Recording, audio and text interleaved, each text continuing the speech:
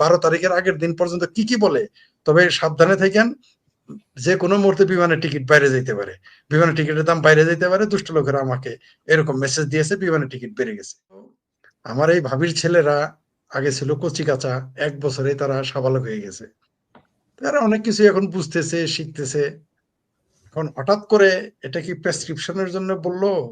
যে আপনার চ্যানেলে কে যেন এসে বলেছিল নাকি কোন চ্যানেলে, জামাতের অনেকগুলো প্ল্যান থাকে, একই সাথে সে মনে করেন সে আম কিনতে যাবে, সবাইকে বললো, কিন্তু আসলে সে সেখানে জামও কিনতে পারে, তেঁতুলও কিনতে পারে, ঝুরি চিরা মুড়ি মিষ্টি এমনকি বীজও কিনতে পারে। সে যে আসলে যাহা বলে তাহা করে না, আর যাহা করে তাহা বলে না। তো জামাতের আপনি দেখেন, এরা একবার দল থেকে চলে আসে, আমার ভাবির ছেলেরা 7 সিস্টার দখল করতে যায়, 6 সিস্টার দল থেকে পদত্যাগ করছে, ব্রাদারেরও পদত্যাগ করছে। একবার শুনি বিএনপিতে যায়, একবার শুনি আওয়ামী লীগে যায়। তাই না? আশ্চর্য হইতেছে না যে আওয়ামী লীগে কেমনে যায়? এদের যদি এখন বলা হয় আওয়ামী লীগ ক্ষমতায় আসলে এদেরকে মন্ত্রিত্ব দেওয়া হবে, কালকে আর আওয়ামী লীগে যাবে, কোনো সন্দেহ নেই, কারণ এদের তো কোনো রাজনৈতিক দর্শন নাই। আপনি কমরেড সজ্জন সাহেবকে নিতে পারবেন না, কারণ তার একটা মিনিমাম একটা আদর্শ আছে, তিনি ক্ষমতায় যেতে পারবে কি পারবে না। জিয়া ভাইয়ের একটা আদর্শ আছে। সবাই তো আর মেজর আখতারুজ্জামান না যে মুক্তিযোদ্ধা থেকে গিয়ে জামাতে আখতারুজ্জামান, জামাতি মেজর হয়ে যাবে, সম্ভব না তো। কিন্তু এই যে আমার ভাবির ছেলেরা একসাথে যাতে 3-4টা নাম, আবার তাদের যে খালু আছে রজার রহমান নাকি ফজর রহমান, এদের নাম যে কি আমরা জানি না। সকালে শুনি রজার রহমান, বিকেলে শুনি খৈলুর রহমান, মানে এদের নামও আমরা জানি না। আবার আসিফ সারের বিরুদ্ধে আপনি মামলা করতে পারবেন না, বলবে লোকজন আমাকে ডাকতো আসিফ সার, কাগজপত্রে আমার নাম মোহাম্মদ আসিফ নজরুল। তাই আসিফ নজরুল নামে কেউ পৃথিবীতে ছিল না। আপনি যখন আসিফ নজরুল নামে মামলা করবেন, দেলোয়ার হোসেন সাইদির মতো বলবে এই সাইদি সেই সাইদি না, এই সাইদি ছিল আগের ছিল ঘরজামাই সাইদি, এটা সেই সাইদি না, এটা মৌলবী সাইদি। কিন্তু 75 সালে 71 সালে যে ঘরজামাই ছিল এটা সে এখন বলতে রাজি না, সে এখন ওই 88 সালের 90 সালের 2025 সালের বা 2013 সালের হিসাব করে বলে যে না না না, সে তো ঘরজামাই ছিল না, সে তো মৌলবী সাইদি। তো আমার ভাতি যারা অনেক গুসা করছে, হয়তো জ্যাঠার কাছে কিছু চেয়েছিল, জ্যাঠা মানে আপনার জ্যাঠা যে আর কি ডক্টর মোহাম্মদ ইউনুস, ওনার কাছে কিছু চাইছিল, জ্যাঠার কাছে ওয়ারিশ, জ্যাঠা বোধহয় দেয় নাই। তারপরে গেছিল খালু শফিকুর রহমানের কাছে, খালু বোধহয় একটু ধমক দিছে, তো তোর জ্যাঠাই তোরে ওয়ারিশ দেয় না, আমি তোরে খালু হয়ে কোন দুঃখে দিব, মামার বাড়ির ওয়ারিশ নিতে আসছস কেন? এরকম দ্বিধাদ্বন্দ্বের কারণে তারা এখন বলতে পারে যে নির্বাচন হবে না। এই আসিফেরাই যদি বলে যে নির্বাচন হবে না, তাহলে আওয়ামী লীগ ইলেকশন করলে এখন কি হইতো? তাহলে সজ্জন কমরেড সজ্জন যদি ইলেকশন করে, উনি কি বলবেন?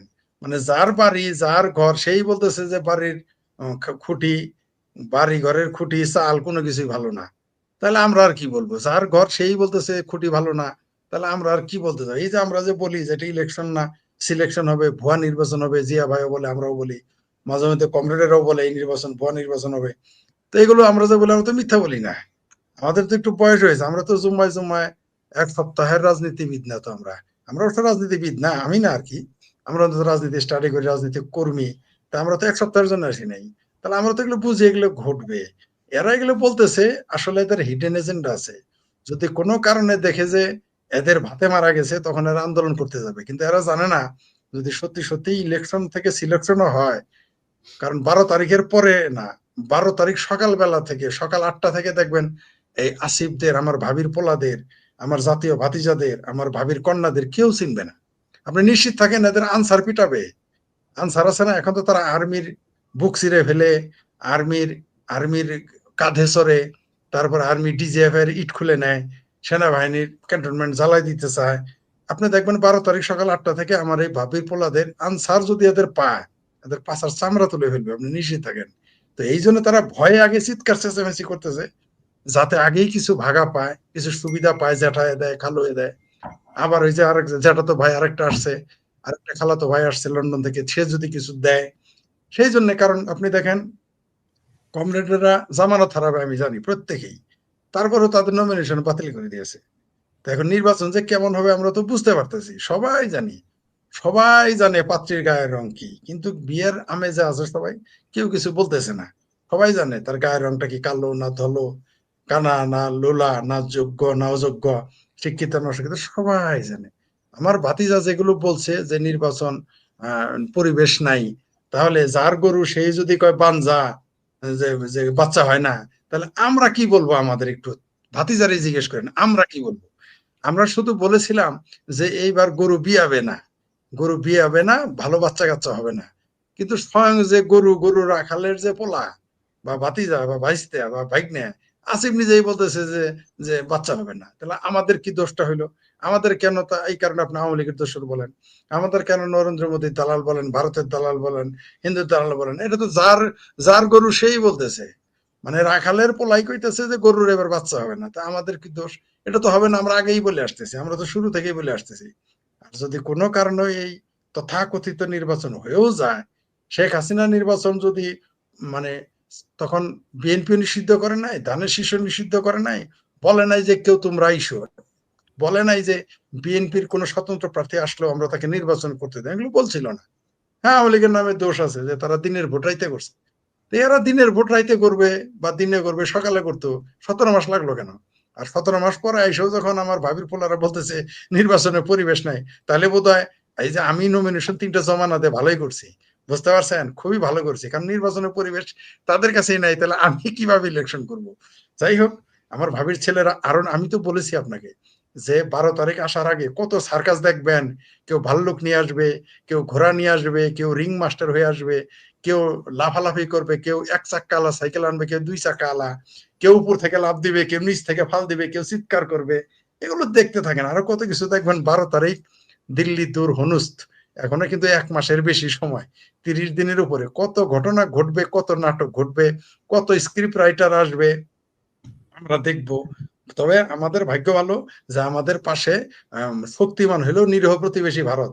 যদি আমেরিকার মতো একটা থাকতো না, হেলিকপ্টার তো ধরে নিয়ে দেশে নিয়ে যাইতো না, বঙ্গোপসাগরে ফালাই দিত, মালয়েশিয়ার মহাতির মোহাম্মদের মতো। মহাতির মোহাম্মদের এই দেশের অনেক ভক্ত আছে, কিন্তু অনেকেই জানে না মহাতির মোহাম্মদ তার প্রতিপক্ষকে ধরে ধরে ভারত মহাসাগরে ফালাই দিত। এটা অনেকে হয়তো মনে করে না বা লজ্জায় বলে না, সেটা অন্য বিষয়। আমার ভাতিজাদের কথা বলতে দেন, তাদের একটু, কারণ তাদের আর সময় বেশি নাই। এবার যাওয়ার সময় হলো, দাও বিদায় গান গাবে কয়দিন পরে, তাদের যা ইচ্ছা তাই একটু বলতে দেন, চেঁচামেচি করতে দেন। দিন শেষে রাজনীতি করবে ওই জিয়া করিম ভাইরাই, কমরেড সজ্জনেরাই, রাজনীতিবিদদের হাতেই রাজনীতি ফিরে আসবে। সেটা বাংলাদেশের যে কোনো রাজনৈতিক দল, অবশ্য জামাত ছাড়া নিঃসন্দেহে। কারণ আমি বাংলাদেশের মুক্তিযুদ্ধের পক্ষের শক্তি হিসেবে, বাংলাদেশের সুনাগরিক হিসেবে কোনোদিনই চাইব না জামাত ক্ষমতায় আসুক। এমনকি দলটা নিষিদ্ধ নয়, একেবারে আজীবন নিষিদ্ধ হওয়া উচিত আমি মনে করি। কিন্তু আমাদের দুর্ভাগ্য, যে দলটা বাংলাদেশকে সৃষ্টি করছে সেই দল আজ নিষিদ্ধ, আর স্বাধীনতা বিরোধী জামাত আজকে সিদ্ধ। এই ব্যাপারে আমাদের কমরেডরাও কিছু বলেন না, বিএনপিও কিছু বলে না। এই ব্যাপারে সবাই স্পিক নট। কমরেডরা অবশ্যই এই ব্যাপারে মাঝামাঝি অবস্থানে, মানে বিন্না তলতল বলে, কিন্তু বিএনপি আজ পর্যন্ত নিন্দা জানায়নি। বিএনপি বলেছে এটা ভালো করেছে। কিন্তু আগামীতে একেবারে যখন বিএনপি নিষিদ্ধ করবে, তখন নির্বাচনী পরিবেশ কি হবে সেটা নিয়ে আমরা ভবিষ্যতে আলোচনা করব। এখন আপাতত আমরা ভাতিজাদের কাছেই থাকি। আমরা এই 12 তারিখের আগের দিন পর্যন্ত কি কি বলে, তবে সাবধানে থাকেন। যে কোনো মুহূর্তে বিমানের টিকিট বাইরে যেতে পারে, বিমানের টিকিটের দাম বাইরে যেতে পারে। দুষ্ট লোকেরা আমাকে এরকম মেসেজ দিয়েছে বিমানের টিকিট বেড়ে গেছে। জি। একেবারেই সঙ্গে